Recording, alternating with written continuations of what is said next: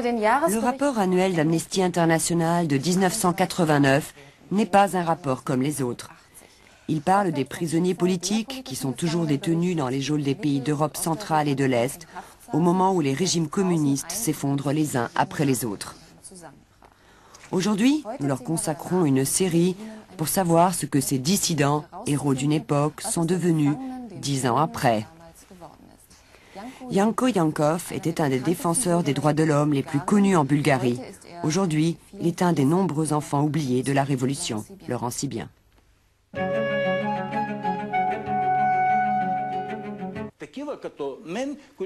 L'Ouest nous a lâchés, nous les authentiques dissidents.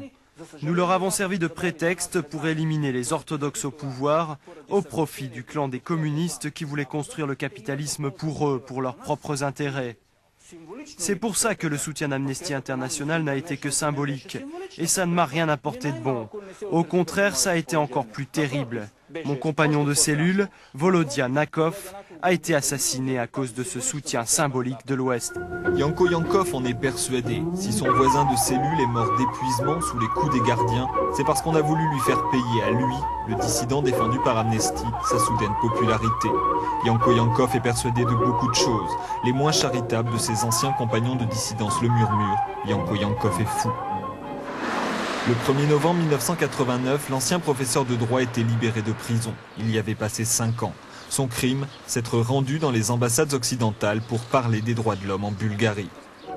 Le 10 novembre 1989, une révolution de palais chassait Todor Zhivkov de la tête de l'État et du Parti communiste bulgare. Il y avait passé 30 ans. Dans ce qu'on avait coutume d'appeler alors la 16e République de l'Union soviétique, la transition fut longue. Jusqu'en 1992, les anciens communistes, rebaptisés socialistes, s'accrochèrent au pouvoir. Avant de céder, sous la pression de l'Union des forces démocratiques, une coalition hétéroclite fondée par une poignée de dissidents. Parmi eux, Janko Yankov. C'est alors un des rares héros d'une Bulgarie qui en manque cruellement. Il est élu député de la nouvelle Assemblée constituante. Un documentaire lui est même consacré. Ce qui m'impressionnait beaucoup, c'était sa solitude. La solitude de ces personnages qui, surmontant la peur qui nous guidait tous, ont lutté contre le système. C'est pour ça que j'ai fait ce film, comme un film pédagogique. Nous avions un complexe national, celui de ne pas avoir fait comme les Tchèques en 68 ou les Hongrois en 56. Mais nous avions ces quelques rares personnalités, seules, et qui l'ont payé très cher. Je considère que la dissidence a accompli son projet historique, le passage à la démocratie. On ne peut pas lui demander de rester au pouvoir. Sofia, aujourd'hui. Le monument à la gloire de l'armée rouge est une des rares traces du passé encore visibles. Les statues de Lénine, le mausolée de Dimitrov ont été dynamités, comme la mémoire. Bien sûr, cette statue doit avoir un sens. Elle doit sans doute coûter cher. Mais pour nous, c'est surtout l'endroit où on fait du roller. Les manifestants qui se réunissaient devant la cathédrale Alexandre Nevski se sont dispersés depuis longtemps, les dissidents aussi. Des 6 personnes citées par Amnesty en 89, 2 sont en Turquie, on a perdu leurs traces, 2 sont aux États-Unis, le 5e se meurt dans la misère, le 6e, c'est Janko Yankov. Janko Yankov, je ne sais pas ce qu'il est devenu. Ça fait 3 ou 4 ans que je ne l'ai pas vu. Aujourd'hui, plus grand monde ne se souvient de lui. Sa carrière politique s'est brisée net en 1994 quand il a quitté l'UFD comme la plupart des dissidents historiques. Il a fondé un parti politique qui ne se présente même plus aux élections. Il a donné quelques cours dans une université, écrit quelques livres. Chez lui, c'est sa femme qui nous accueille, car à son tour, Janko Yankov a quitté la Bulgarie. Il y a 2 mois, il s'est réfugié en Grande-Bretagne. Sa famille espère le rejoindre rapidement. En attendant, elle survit avec sa pension de membre de l'Académie des sciences, 900 francs environ par mois. En Bulgarie, les anciens prisonniers politiques ne reçoivent aucune indemnité de l'État. Quelles sont les raisons de son départ à l'étranger? Essentiellement des raisons politiques, je vous l'ai dit. Il n'arrivait pas à trouver de travail ici, de quoi entretenir sa famille. On recevait régulièrement des menaces de partout. Avec l'argent que l'on gagnait, on ne pouvait pas vivre.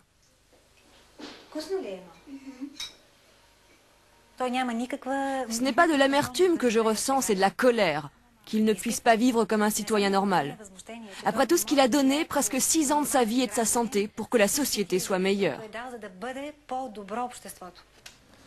C'est donc à Londres que nous avons retrouvé Yanko Yankov. 10 ans, pratiquement jour pour jour après sa sortie de prison, il y a demandé l'asile politique.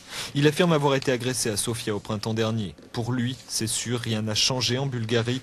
Les communistes, dit-il, sont toujours au pouvoir et les services secrets toujours actifs. Mieux, cette conspiration est soutenue par l'Occident. Tout ce qui s'est passé pendant ces 10 dernières années, ce n'est pour moi rien d'autre qu'un changement de façade. L'armée rouge s'est transformée en mafia rouge. Et l'Ouest y trouve son intérêt. Car l'armée rouge faisait peur aux gens à l'Ouest et la mafia rouge ne fait peur qu'aux Bulgares. C'est pour cela que l'Ouest a soutenu la transformation de l'armée rouge en mafia rouge, au lieu de nous soutenir, nous, les vrais dissidents.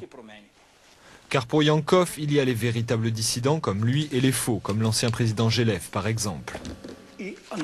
Dans ce livre, j'ai analysé en détail et j'ai prouvé que la dissidence était une création du KGB.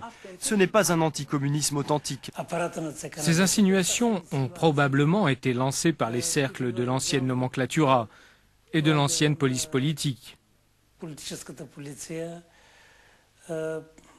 Il n'y a que des gens comme Yanko Yankov qui croient encore à ces bêtises.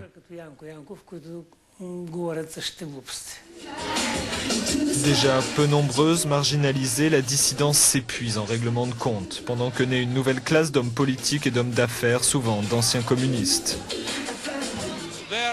Les dissidents sont les enfants de la Révolution et la Révolution a mangé ses enfants. C'est normal, nous n'avons plus besoin de symboles. Nous avons besoin... De quoi avons-nous besoin? D'être acceptés en Europe.